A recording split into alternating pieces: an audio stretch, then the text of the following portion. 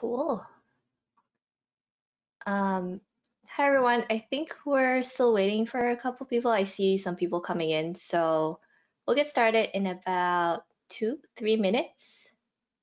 But yeah, hang tight.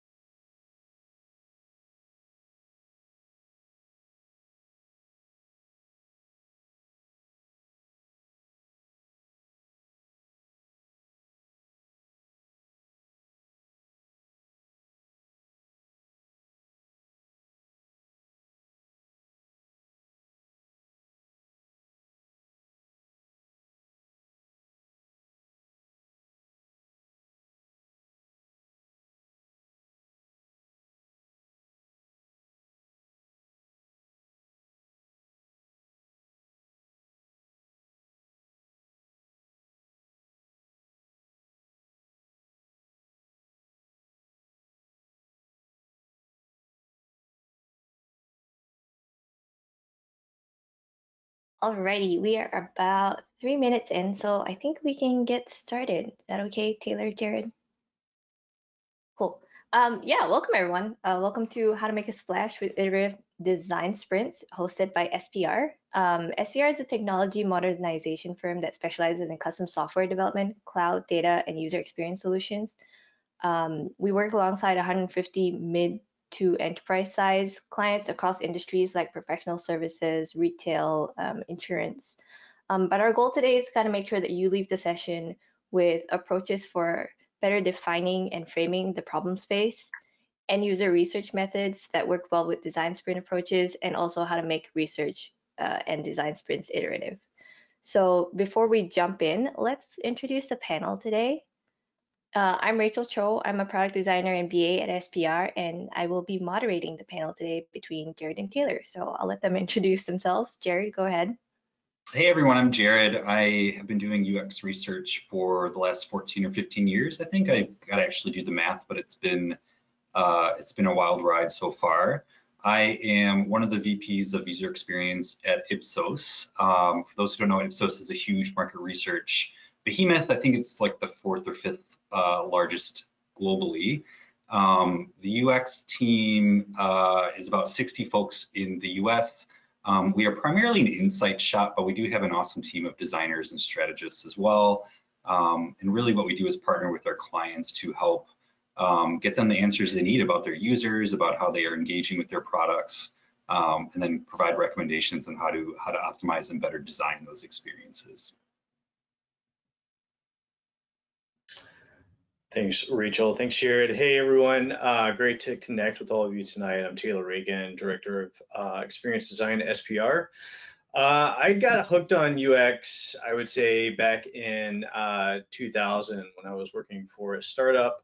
And then I enrolled in DePaul's HEI graduate program soon after that. During the past 15 years or so, I've worked in both consulting and agency services, as well as on in-house production teams. So I'm looking forward to tonight's discussion. Thanks for coming on, guys. Yeah, thank you. So we'll walk through the plan for this evening real quick before we get started. Thanks, Tisma. So we're going to start off with a short intro to the challenges of making design sprints iterative, and Taylor will kind of walk us through that, and then we'll jump into the panel, after which we'll have some time for Q&A, and then we'll wrap up the night. So before I turn it over to Taylor to walk us through that short session, if you guys have questions, please feel free to ask them in like the little panel on the right.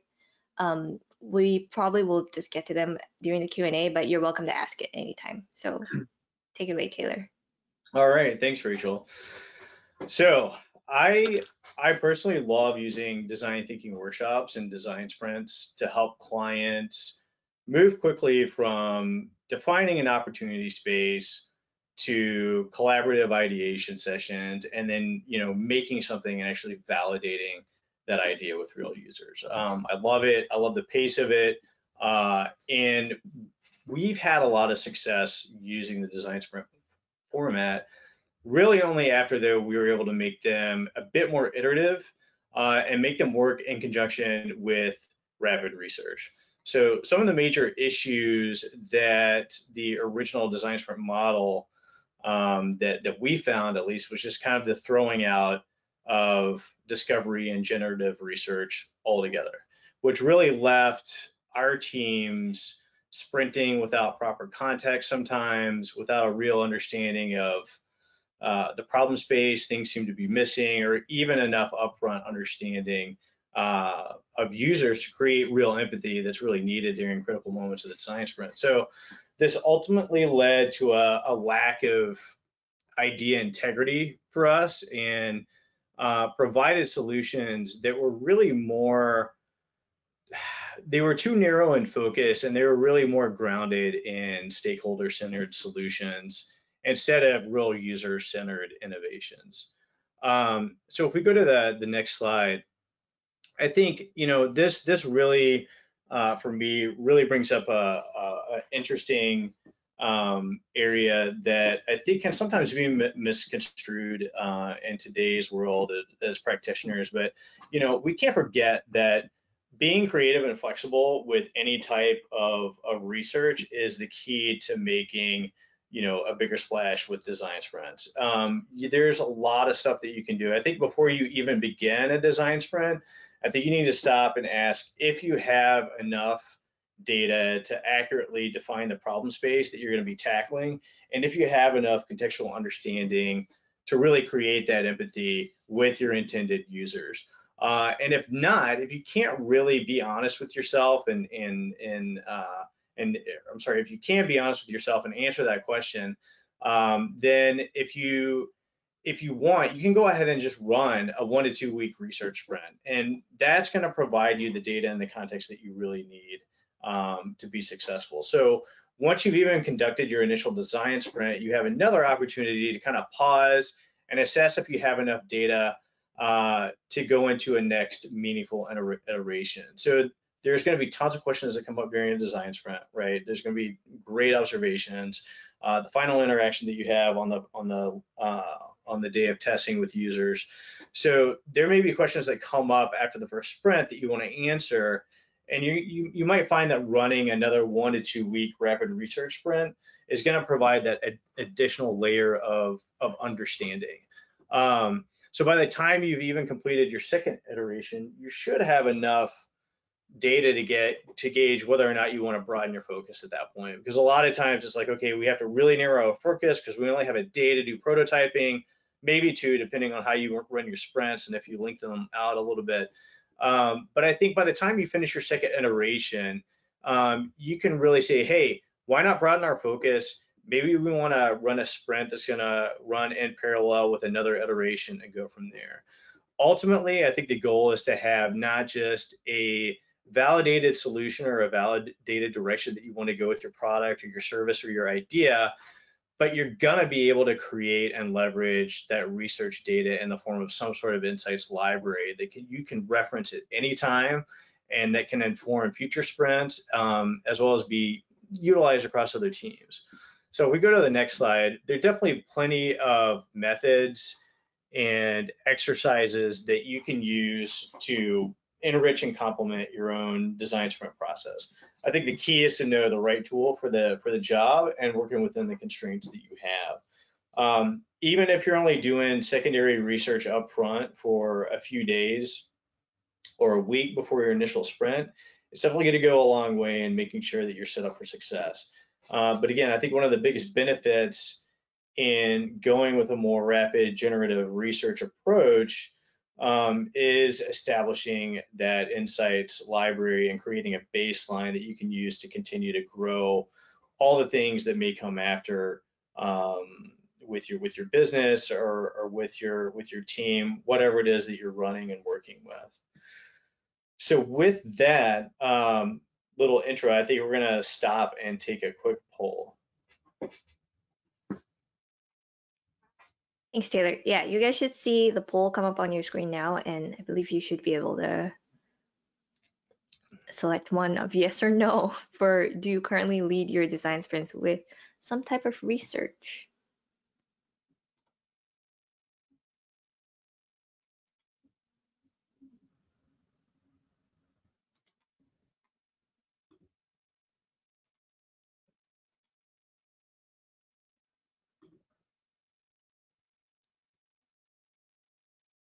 Maybe we'll let it go for like a couple seconds more.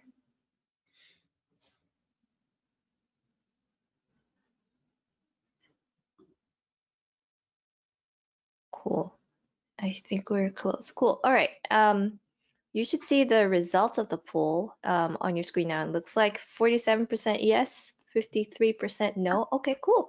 We'll kind of talk about this a little bit as we jump into the panel, I guess. And maybe I'll just kind of kick us off with a question to start with. So to start, maybe a question about gaining proper context, as Taylor talked about earlier. So given the little time that we have in sprints, how might we gain enough context and understanding of a problem space and the audience?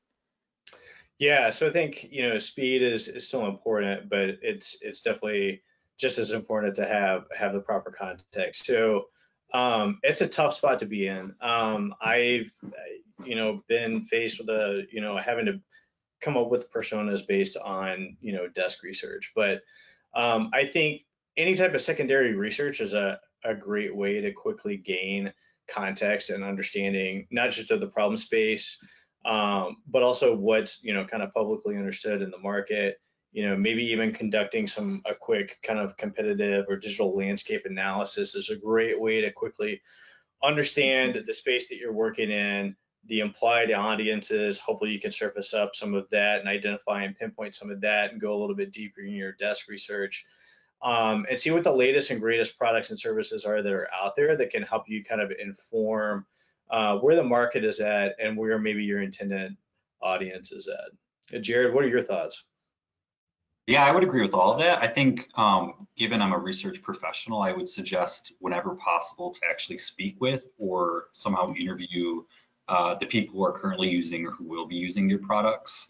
If you can swing it, a diary study is a great option moving forward, not only for the insights that it can generate, but if you recruit 30 folks or something for a 2 to 3 week diary study, you can keep them warm throughout the design sprint and actually treat that as sort of a panel of participants for subsequent research activities that you're doing, and you can kind of quickly tap them and pull them in as your design sprint cadence sort of plays out. But the advantage of a diary study, and I do fully realize that not everybody has a few weeks beforehand to do this, but it really surfaces how people are engaging with your products in the actual context of use. And this is a great technique to sort of surface the gaps that exist between whatever the design is, what it currently does, and what people actually want it to do. so that you can then sort of think about how to redesign it or optimize it to better meet those needs. I understand not everybody has that 3-week period prior to that, but there are definitely advantages in sort of creating that panel. A quick hit is just doing some really cool contextual inquiries or IDIs with folks, or we've been doing some really awesome kind of co-design or workshopping types of activities that are more generative. So they're sort of less about the data and more about sort of inspiring your designers to come up with some solutions for people. But it's a great way to sort of, again, surface needs, expectations, and mental models, and identify some of the more like blue sky types of experiences that you could think about incorporating or designing out. But the great thing, I think for me, like the sort of secondary benefit, which is actually a primary benefit, is when you speak with users before you go into the design sprints, I find people just get really inspired. I think having a face of the end user in mind as you're going through and making these design decisions is invaluable. And I think, you know, whenever you can, being organized ahead of time and doing these early stage contextual types of research or generative types of research, it's just good for morale, I would say. Mm-hmm. Yeah, and just one other thing to build on what you said, Jared, I love the idea of, even if it takes some upfront effort and time, like trying to build a panel of people that you can dip into and go to and hopefully keep them warm. That's great. I love that idea. And I also love the idea of even if it's remote and you're just doing it in Mural or Miro, but this idea of just like bringing in folks and doing a co-creation session, I think that's awesome. And it's a quick way to do it. Yeah, I think so too. So, Taylor, you talked a little bit about secondary research just now. So, what are some types of secondary research that we can do to quickly gain context and like create a bank of referenceable research?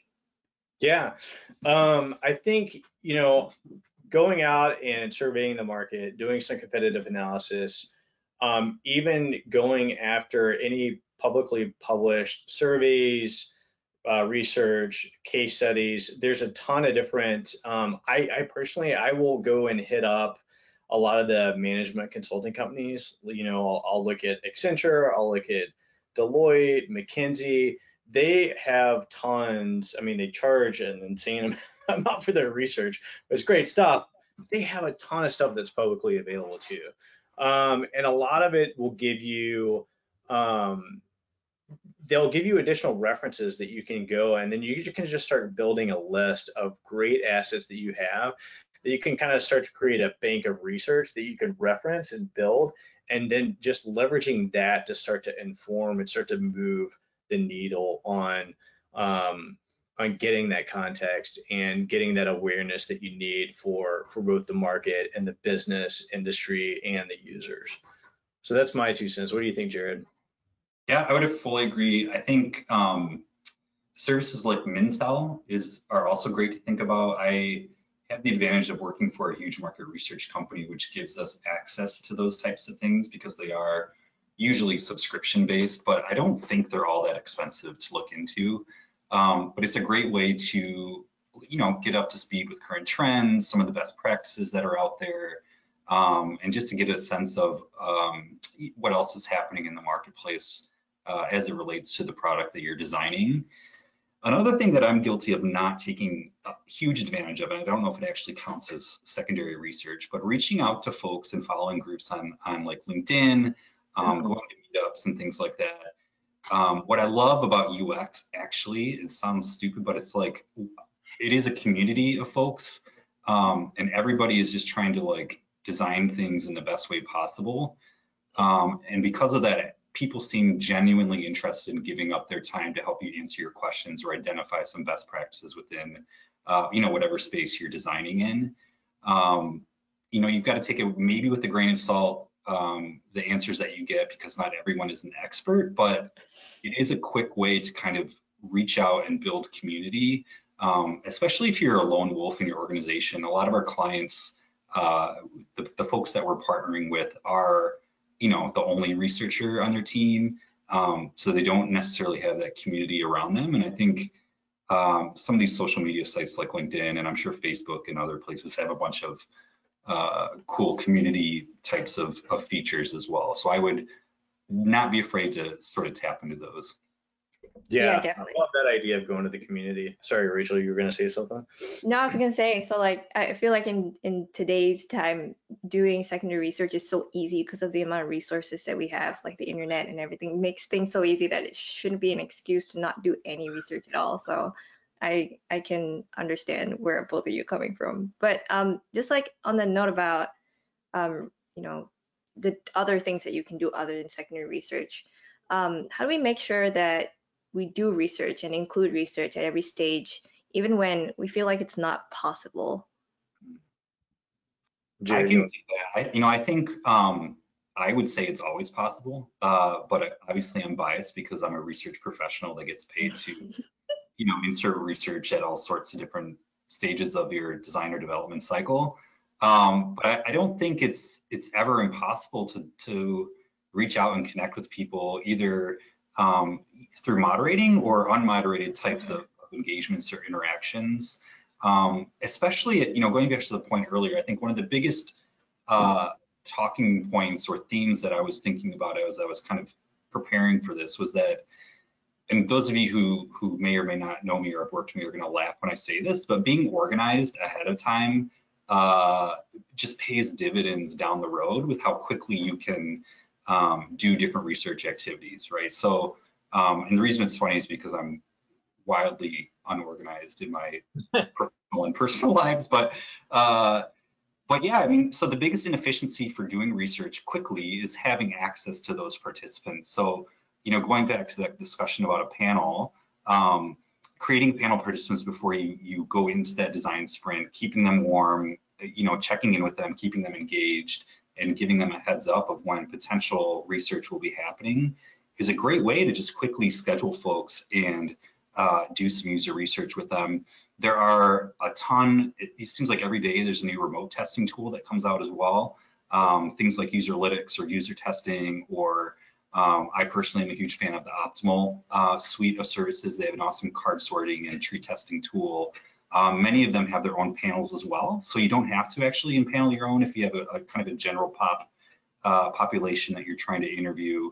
One note though is that it often does, when you're using panels from those types of remote testing tools, or you often do have to spend a bit more time cleaning up the data after the fact. So as long as you kind of keep that in mind and you just don't take the data that is spit out to you and you spend a little bit of time with it, finessing it, they are really awesome tools to use, and they aren't crazy expensive either. But yeah, I think those are the main things, like being organized ahead of time, and then if possible, creating a pool of folks that you can reach out to quickly. Just it means that you can, as soon as you know what the research questions are, you can essentially reach out and try to get feedback on them. Yeah. Yeah, I agree. And I think everyone should remain open to being surprised that you can often do some type of research. And I would encourage everybody, as UX professionals, should feel empowered to be creative, right? Like, we shouldn't be overly precious about stuff. And I love the idea of, like you mentioned, Jared, like, start with the questions that you want to answer. And how can you be creative with getting some people in the room or in front of someone to start to tease out those questions and get answers and insights from users? So I think, there's always going to be some sort of mapping of the right tool for the job, but it's like, how can you take that tool and be creative with it? Even if you're just going out and grabbing some, general population people off the street, get them into the room to do some of that co-creation, or if you're using an online tool to be even faster, there's always something that you can do. Yeah. So sounds like having clear goals and like a set of familiar tools and or access to a panel is really important. But I guess leading to that, how do we create like a framework of research where gathering methods and tools that our teams can use to get quick answers like in the moment without technically relying on the product owner only? Yeah, again, it's getting organized ahead of time. so taking a step back before you even think about the design, reflecting on what the overall business strategy is, trying to have a look at what you currently know about the market you're designing for, if things are still a bit murky about that market and the context of use for the different products that you're working on. Take time to map out and really identify what you already know and perhaps what you still need to learn about your customers before you can actually design a product that really meets their needs and provides an engaging and satisfying experience.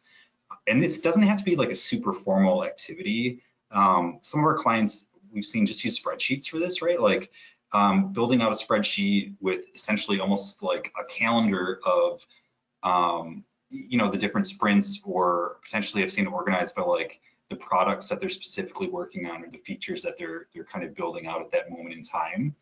And then list out what your hypotheses and assumptions are, but then take the time to actually try to prove those out. And then once you know what assumptions you have and maybe what questions are remaining, you can then start to sketch out what types of methodologies to employ to help you answer those questions.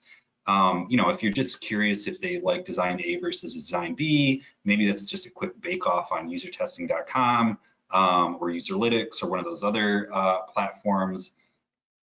But what building out this framework or spreadsheet of assumptions and tying it to the specific design activities that you're doing does is it just gives you a structure to work within. And it's totally fine if you get to, sprint 4 or 5 or whatever, and, those assumptions or those questions have changed.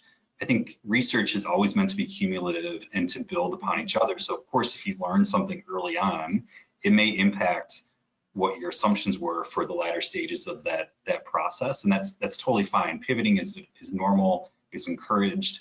But if you have that framework or that spreadsheet or that sort of structure to work within, pivoting is much easier to do. The other thing, and this is just a really tactile thing that I like to do, is just to have a list out methods and tools that you have access to, list out what the logins are for all of those. I probably waste way too much of my time hunting around the office or asking people on my team, like, what are the pros and cons of this tool versus that tool, or is there a way that we can use this tool in ways that maybe it wasn't intended to be used? To Taylor's earlier point, like, are there ways that we can be creative with this that we just haven't thought about yet? So keep a running list of tools, with the pros and cons and all of that stuff. It just saves a lot of time and frustration. And again, most of you are probably already very organized and have these lists, but I learned the hard way. I still haven't learned because I still don't have this actual list made, but yeah, I think just being as organized as you can ahead of time, it just really pays dividends. And you just don't have to think, when you're in that hectic sprint about the right tools or how do I access these tools. You can just really focus on getting answers to those questions that you have. Yep, that's great. Yeah, and I know, like, as a either BA and or designer in a team, I would appreciate either of those spreadsheets just to have some structure, especially jumping into a brand new project or something, like a new problem that you want to solve. That's very helpful. Okay, so I think we're gonna jump into another poll, which you should see also appear on your screen right now. But we're just curious which research methods you currently use at your organizations.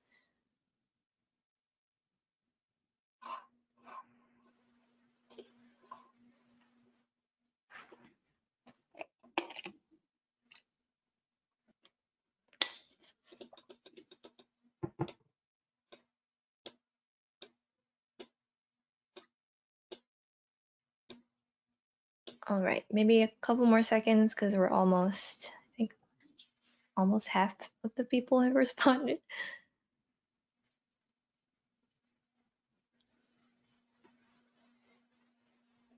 Alrighty. Well, okay, a lot of moderated research, interviewing. I know the feels. Secondary research, great, good to see. Cool, lots of other too. We're really curious to see what that might be or hear on later. but we'll move on to the next question, which is still kind of in the same topic as what we were talking about earlier, because you brought this up, Taylor. But like you mentioned, creating a library of empathy building tools that teams can reference quickly, and when potentially not being able to do research, how might we do that? Yeah, so I think, Jared, do you want to lead this one? Yeah, either way, I think my main point is that this activity pays dividends as well, right? Like it takes effort, but if you can really spend the time to create things that are super visual, super engaging, people want to reference and interact with, it creates buzz, right? So if you have an awesome library of tools that your stakeholders love to look at and are super informational, or tailored to whatever preferences they have. Maybe they prefer just short videos that highlight the research that you're doing. It really does pay off. Most of this is being done on the client side, which I think, Taylor, you have some more specific examples. But my main point here is like, take the time to do this if you can, because again, one, it's cumulative. It's not like you're just building these to throw them away. You're gonna have these, for the long term, and it does just really build your reputation. If you're doing the research, if you're the researcher organization, it's just great visibility when people are sort of interacting with these things. So yeah, that's kind of my thing. It's like, it's definitely worth doing if you can, because people love playing with these types of empathy tools and stuff. Yeah, and I think we were kind of laughing about it earlier, right? Like I'm guilty of being lazy around creating personas and like formal documentation. Like I'm just I don't like formal documentation. I just want to know the data. I just want to know, the data around the space, the people, what their pain points are, what their needs are. But I think, if you're doing design sprints, then you're most likely doing some type of empathy mapping exercise. And in order to even create empathy, you have to have understanding. And so I'm hoping that we're inspiring you to go out and get that understanding so that you can actually inform those empathy maps with real user data, not just stakeholder assumptions and just making stuff up to create empathy. But if you are going through and you're creating empathy maps as a part of your design sprints, you can leverage those at any time. Like you can keep those, categorize them, save them from other additional sprints, and you can essentially create a nice go-to kind of catalog. Maybe not so much of like super highly defined personas, but definitely something that you can start to group and categorize in really interesting ways. That's going to give you some go-to data that will hopefully save you time on down the road. And that's my 2 cents on that. So I guess the next question will be kind of a little bit more about the outputs of the research, right? So we talked about, how we can do it, how we fit it in the design sprints, and what we should go in with, like tools and mindsets and goals and things like that. But actually, when it comes to the outputs, how could we create like a proper insights library of generative and evaluative research with what we get from the research?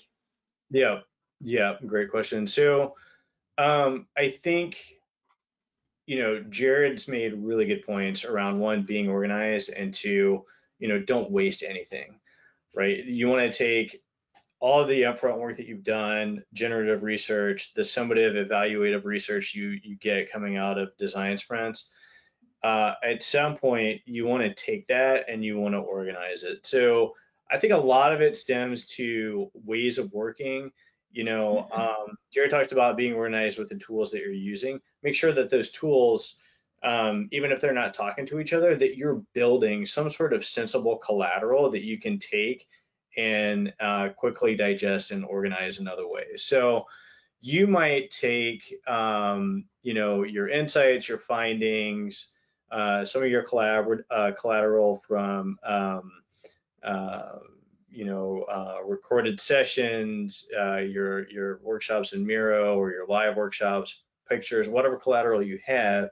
And I think you can really organize them by buckets, different categories. And I think it's really up to you, but you might organize them by, these are behavior patterns that we've found. These are shared perceptions across different audience sets. This is, shared language and vernacular that's used by people, which is really important if you're going to start structuring content for different experiences, because that's very much the lifeblood of an experience.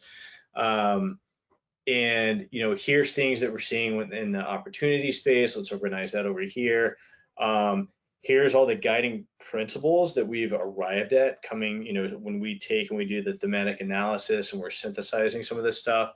You might have a really nice collection of guiding principles for a particular area, whether it's for an industry or a sector, whatever the case may be, that you can maybe leverage that for other things too, and those kind of become some guiding principles. And again, I mentioned empathy maps. I think having a collection of those, it's great, because it's almost like you've already done the work of where you've, thinking, feeling, doing, and you've done the post-its and the groupings. You've already done all that, and I think being able to categorize that and have those at your fingertips is great, because it's stuff that you're gonna continue to use. What do you think, Jared? What are your thoughts on that? Yeah, I agree. I mean, I think for me, this is one of the biggest value adds that I have for my clients. I'm still a very hands-on researcher, but for the most part, I'm kind of overseeing the accounts that we have.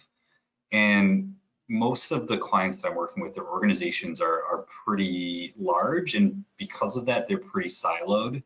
So you might have teams that are working on parts of the experience for the same types of end users, but they actually aren't communicating to each other, and they're pulling us in and asking us to do research that definitely overlaps quite a bit, because they don't know that the other teams are working on similar types of things. So I think one of the biggest things that I do is try to connect those dots between the different teams at the organizations that we're working with. And the way that we do this, it just depends. It doesn't have to be like some super awesome high-tech thing. Again, a spreadsheet will work. We found Airtable works really well, because you can sort of tag things pretty easily, so that it makes it really easy to sort and filter. But yeah, we typically, kind of put just a summary of the project that we were doing, what the key insights were, what the user type was, what kinds of participants were we speaking with, what was the product we were focused on, and then we can share that out across the organization, at least share that out with the other teams that we're working with at the organization, so they can get that visibility into what the other teams are working on, and what can potentially be leveraged across those teams. Yeah.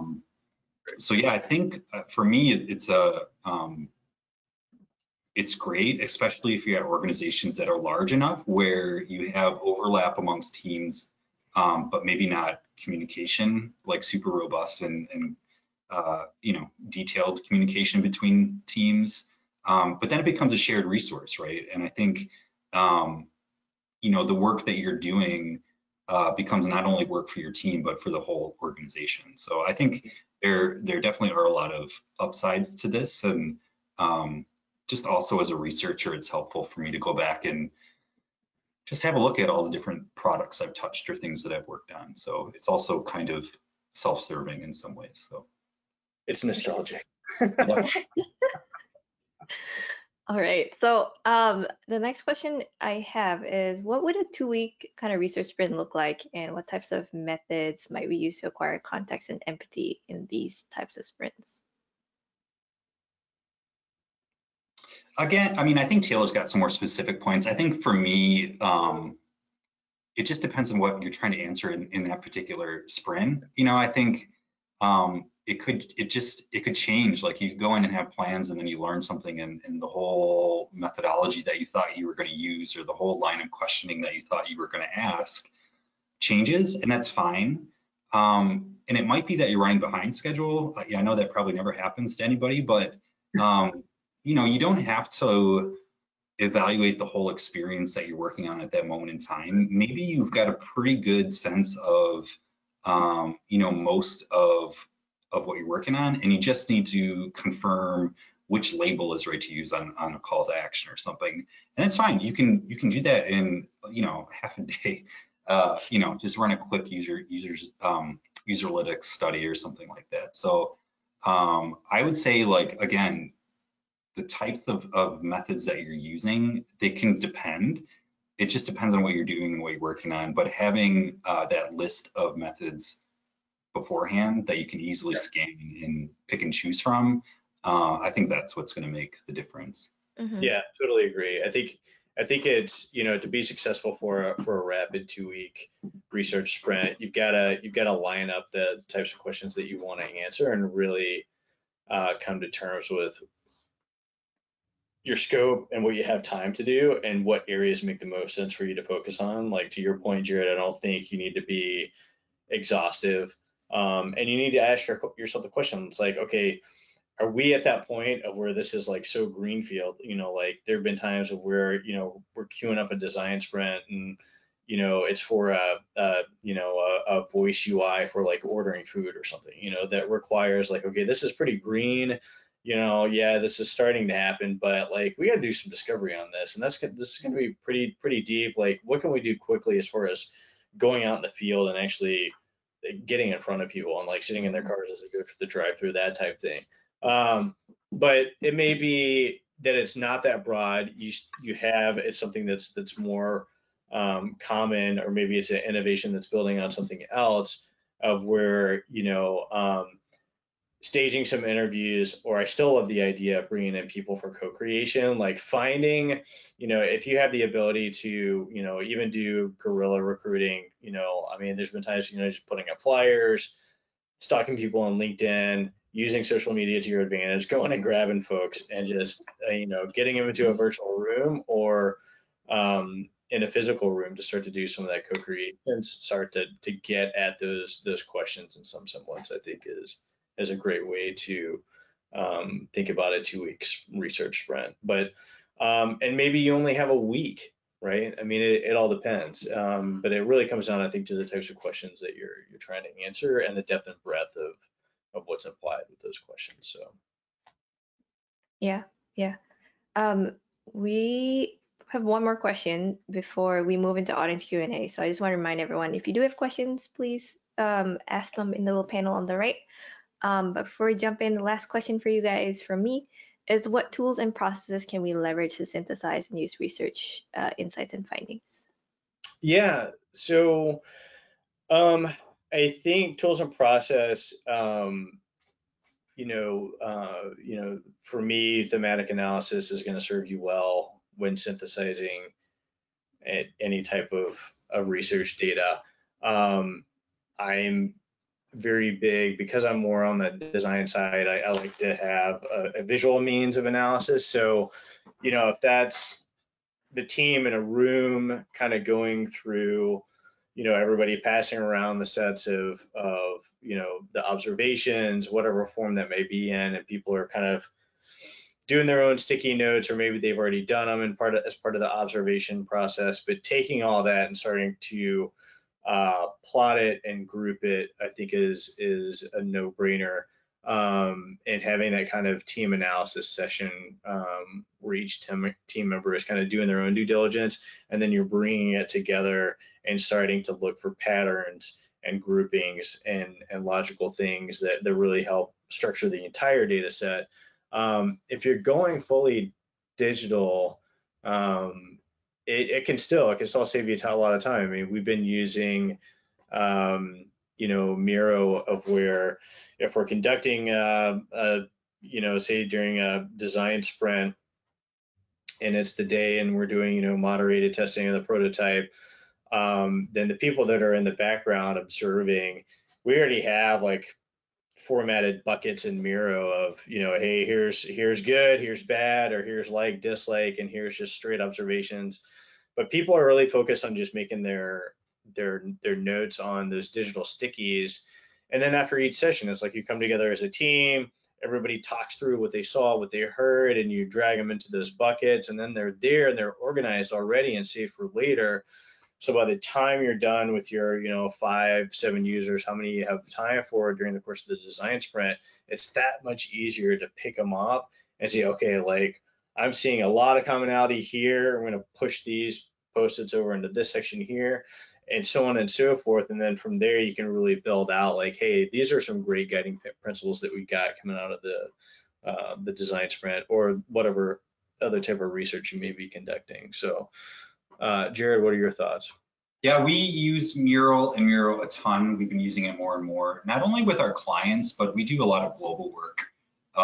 So we use it as a data collection tool as well, where we might be doing some UX research in 4 or 5 countries simultaneously. So we'll pull up a virtual whiteboard and use that for our local partners to actually start brainstorming and pulling out key themes and things like that. The one caveat I would say is that while I love group synthesis and analysis, and it increases buy-in with your stakeholders and designers who are contributing to that analysis, it is the job of a researcher to facilitate that conversation. Not every note is an insight. So it's important to kind of really keep control of that conversation so that too many cooks can lead to a bad recipe. I don't know what the metaphor is, but like it's great. It is like I much prefer doing collaborative analysis, but there is a little bit of gatekeeping that the lead researcher or somebody has to do just to make sure that people aren't hearing one thing and then turning it into truth.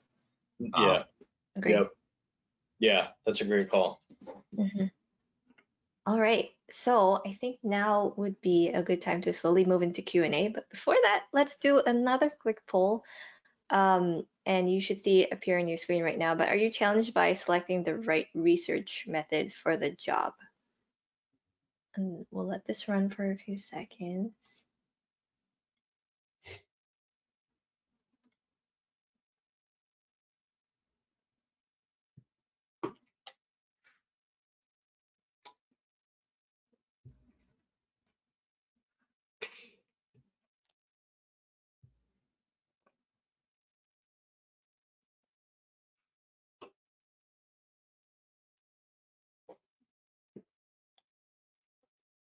Lots of yes, I'm seeing.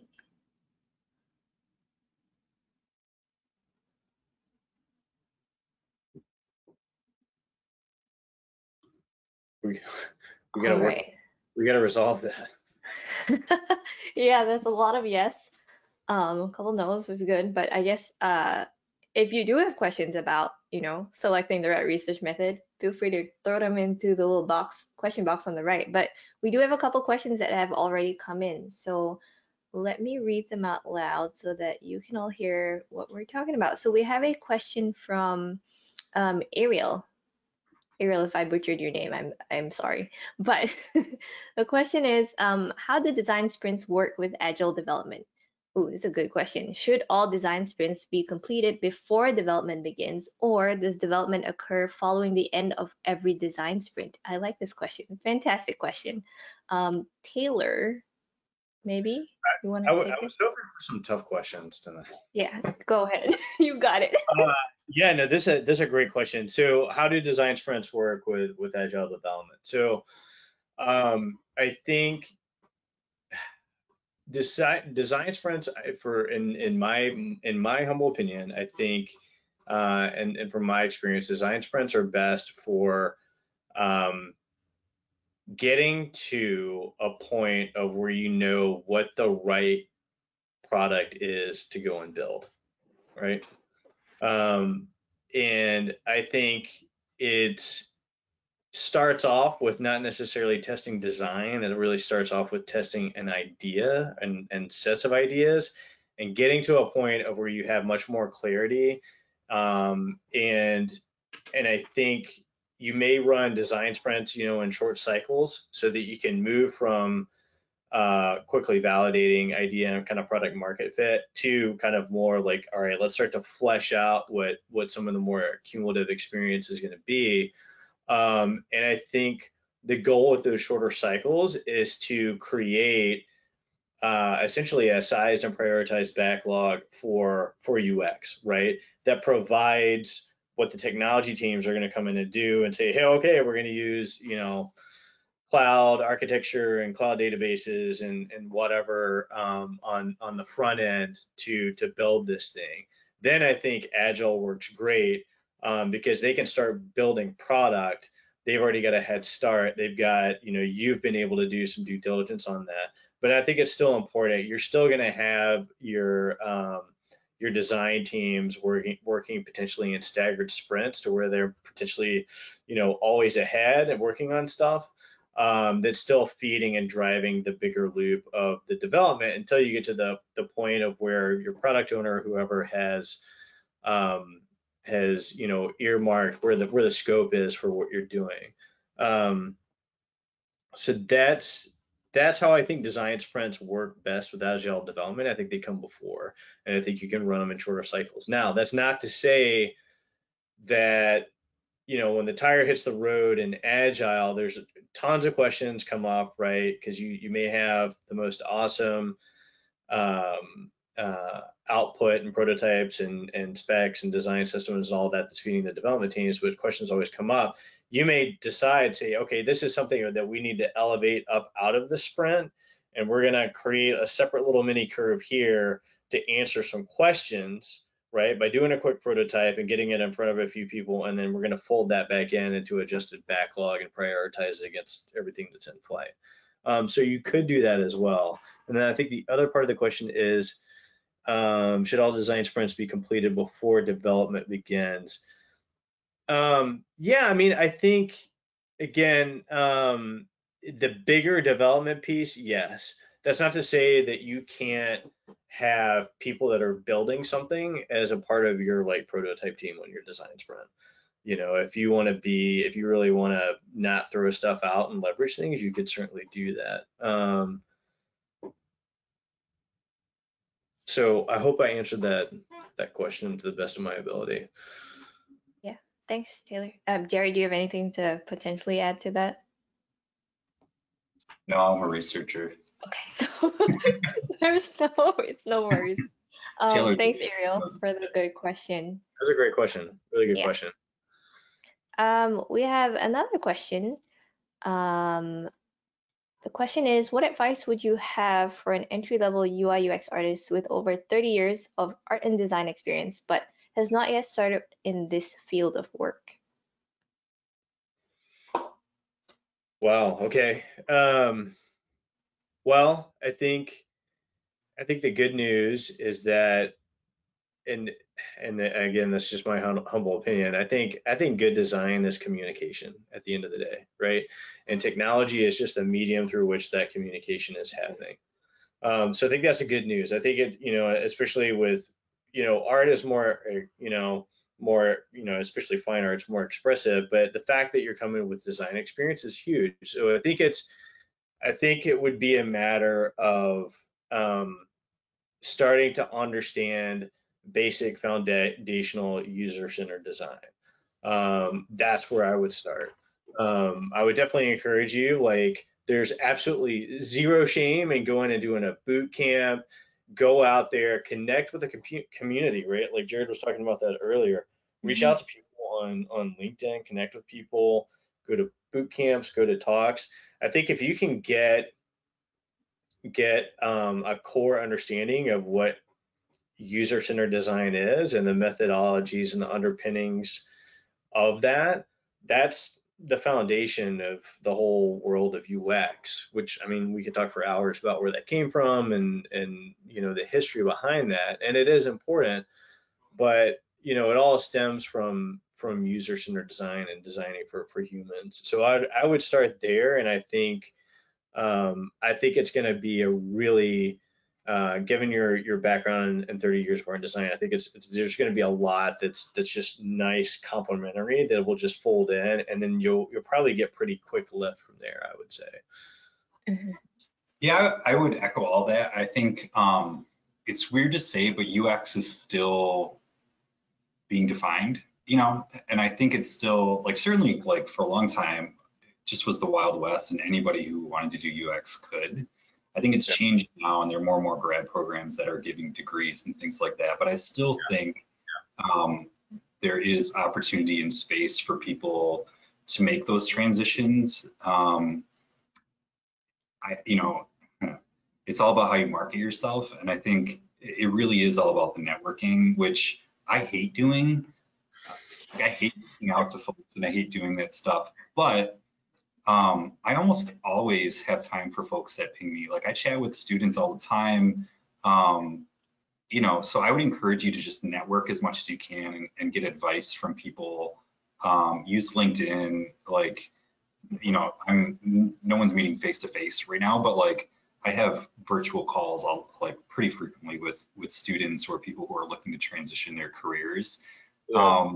Don't feel bad if you don't get an answer. Like sometimes people are just busy, but like so I think the good news is this field is still maturing and it's still trying to figure out what it is and what it wants to do.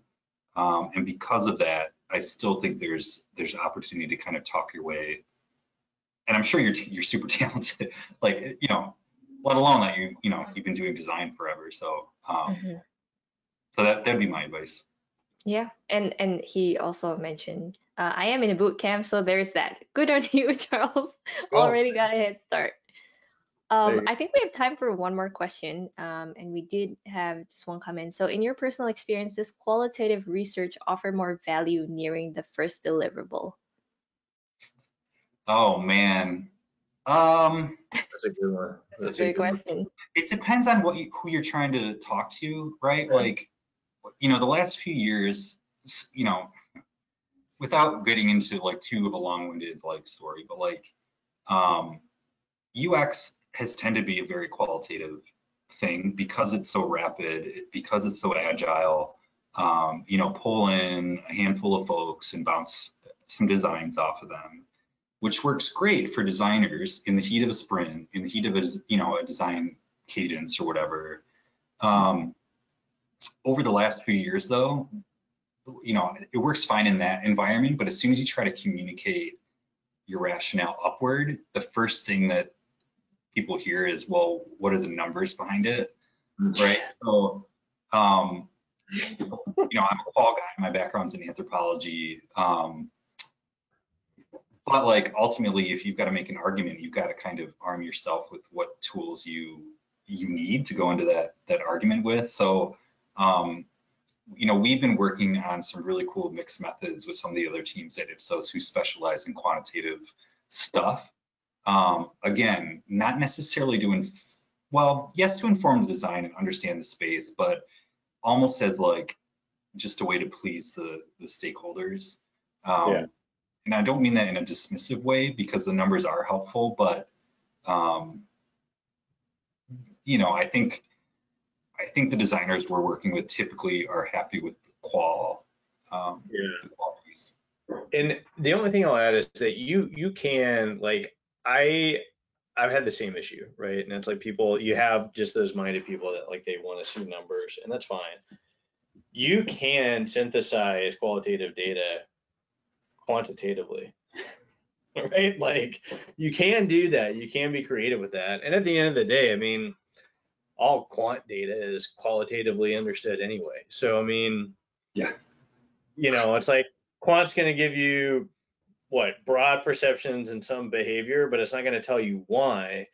Qualitative research is going to tell you why behind the behavior, right? Like, hands down. Like, okay, this is great data, but it doesn't tell us why this is occurring. It just tells you what's occurring. The qualitative data tells you why something is happening, right? And I think it's a really important distinction to make with stakeholders. And if they try to argue with you, then that's okay. You can just nod and smile. All right, so we're an hour in. So I just want to be respectful of everyone's time, but I think that kind of concludes our session for today. Thank you, Jared and Taylor, for your time and everyone else for coming today. We hope you guys enjoyed the discussion today. If you do have extra questions, our LinkedIn's, I guess the URLs were in the first slide, but we'll get back there. But I also want to kind of plug this here. If you aren't following SBR socials, they're on the screen right now. If you're interested, we do more events like this. We have other things as well, so go ahead and follow us there. And also, both Ipsos and SBR are hiring. So if you're interested in new opportunities, definitely check those links out on the screen too. Oh, and now also our LinkedIn's. That's all I I know, get. so many links, but thank you everyone. I hope this was helpful. Thanks, guys. Have a great night. Yeah. Bye-bye.